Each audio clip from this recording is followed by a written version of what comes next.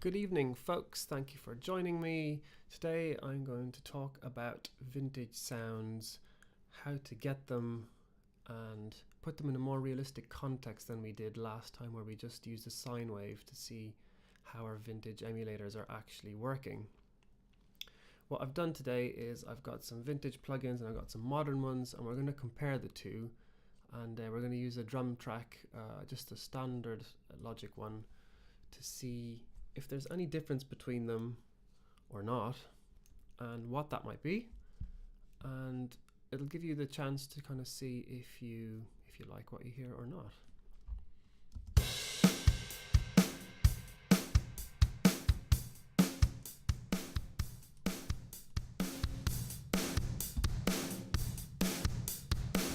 As usual, we're going to push them because that's the easiest way to hear what they're actually doing.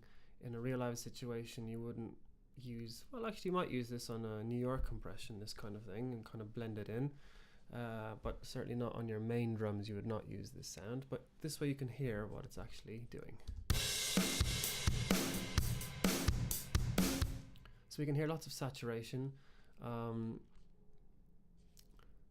After the transients, it's kind of bringing up the sort of quieter bits. If we make it slower, it won't do it as much. So what we're hearing now is the pop that's coming after or before the compressor kicks in, because we're making it kick in slower, so the transient's getting through, but it's releasing slower as well, so it's staying quiet after the transient. To be honest, I tend to like using it like this because I like the kind of saturation that it does.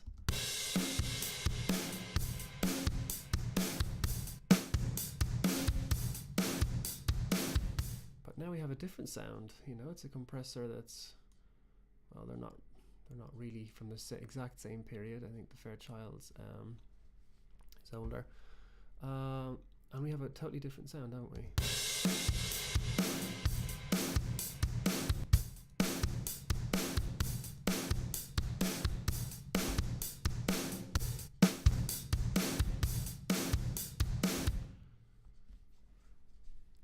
The 1176, this one here, it seems to be kind of saturating sort of in a more. The Fairchild seems a little bit more kind of controlled, maybe? I don't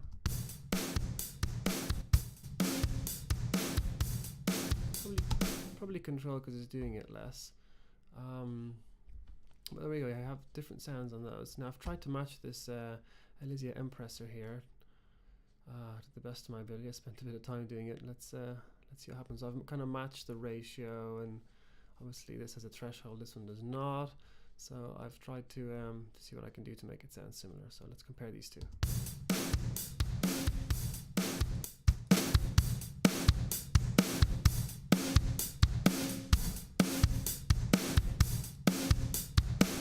So these are very different, far more different than the first two were.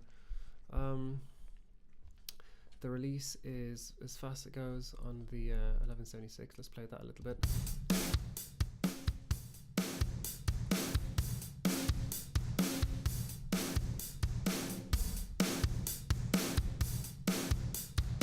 So the attack makes less of a difference. The release makes a huge difference. Let's try the same with this.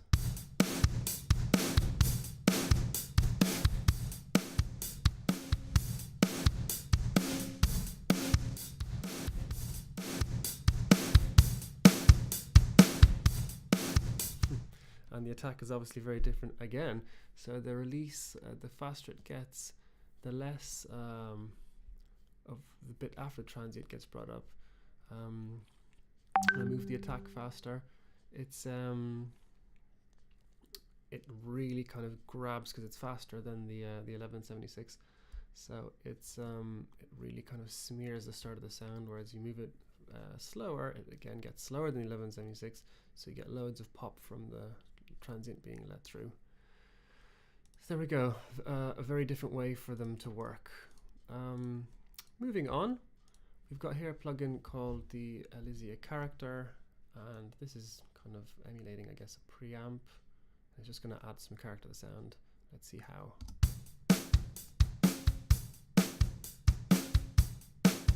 So we're getting a little bit kind of fatness coming in here just by turning it on.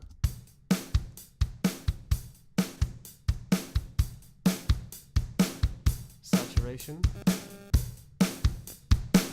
Lots of saturation.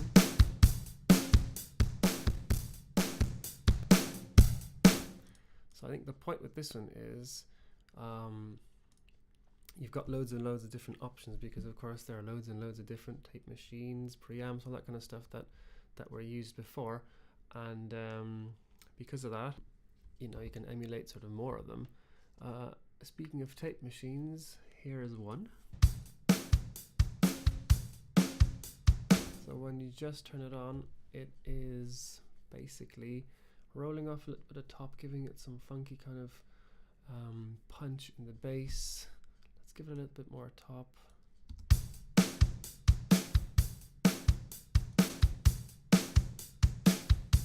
So this is very different again from just the original sound. Of course, you got loads of these. We're not going to go through all of those. That's not the point of this.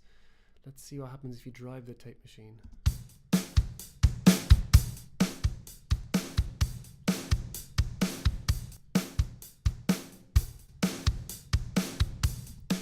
Sounds a little bit like it's compressing, doesn't it? Which happens to be because tape machines do a little bit of compression. So you're kind of getting a little bit of that flavor that we're getting from the 1176, and well, from the compressors basically, where it's kind of bringing up after the transients.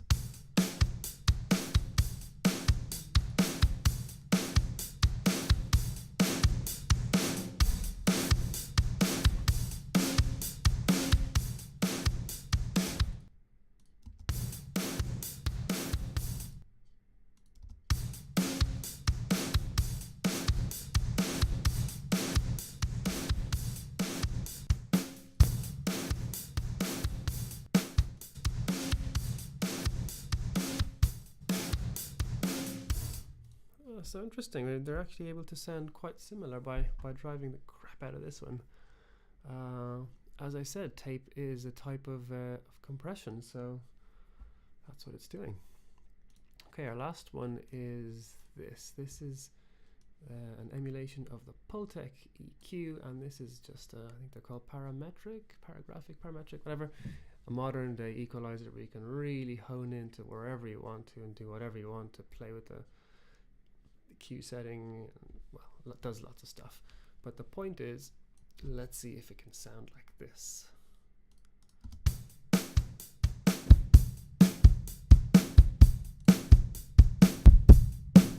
Sorry.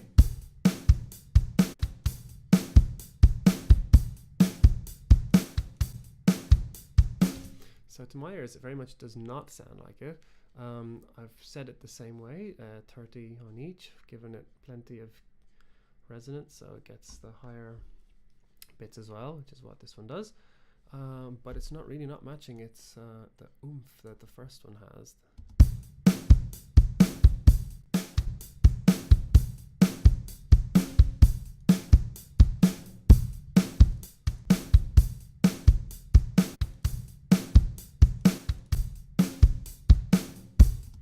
That's a little bit better. What I'm going to do now is I'm going to match this. There we go. See if that works for us. What we're going to do next is we're going to use the attenuate function on the Pultec.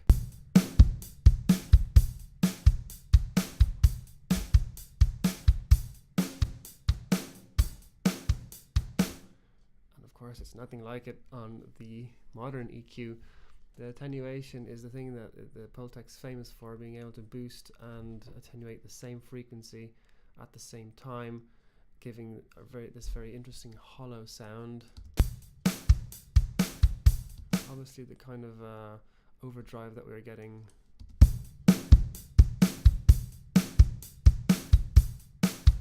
is going away, but this one doesn't seem to do it. It's just so much more weedy sounding, and maybe that's what they talk about when they say that the fat sound of analog gear as opposed to the kind of clinical sound of digital gear. The analog, it's dirtier, isn't it? And it's giving it more grit, more balls. This one is doing less.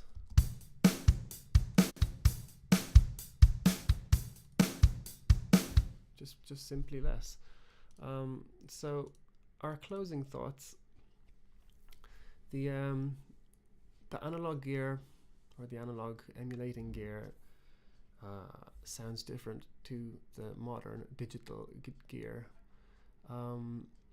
Whether you want that sound or not is completely up to you. I, for example, love to use this on drums because I love how it brings up the sort of part after the transient, the way it sort of saturates. I love using it especially on my New York. Although to be fair, I don't think I used it. I used an even more aggressive one than this one, which is let me see. I'll show it to you just for fun. I love this thing. This is also I think it's made from the 70s.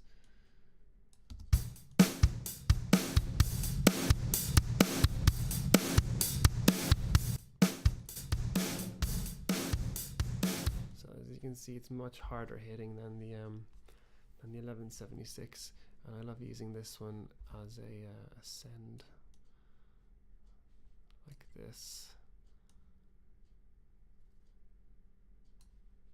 And then you take the volume down, pop it in there.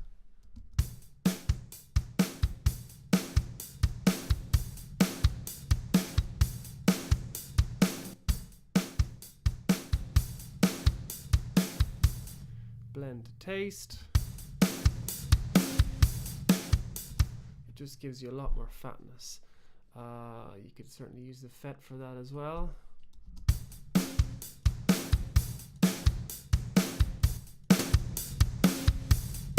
But it's not as extreme. So that's one way that you can use the extreme vintage compression. I've tried it with the modern compressors, but they just don't sound the same. Your tape and your saturation plugins, obviously, they just do what they say. And our EQs, well, if you spend another hour or two, you might be able to get this one to sound even closer to this one. But the point is that you just spent another hour or two, whereas with this one, you just pressed whatever frequency you wanted, you boosted it, you attenuated, whatever, and literally in seconds you have the sound that you want, if that's the sound that you're in fact looking for. And I love using this for kick drums, for example. When I use sample packs, I don't want my kicks, for example, or snares or whatever, but I use this mainly on kicks. I don't want them sounding just like stock. Very often I like it, but I like the sound, but to my taste it could be slightly different, and this is one of the ways that I like to make it different. So there we go. That's how I use vintage plugins in a modern day setting. And considering that I write dubstep in house, I'd say it's very modern music. So we'll wrap it up there. I'm hoping this was a useful video. Please leave questions and comments below. Thank you for joining us, and see you guys again next time. Bye bye.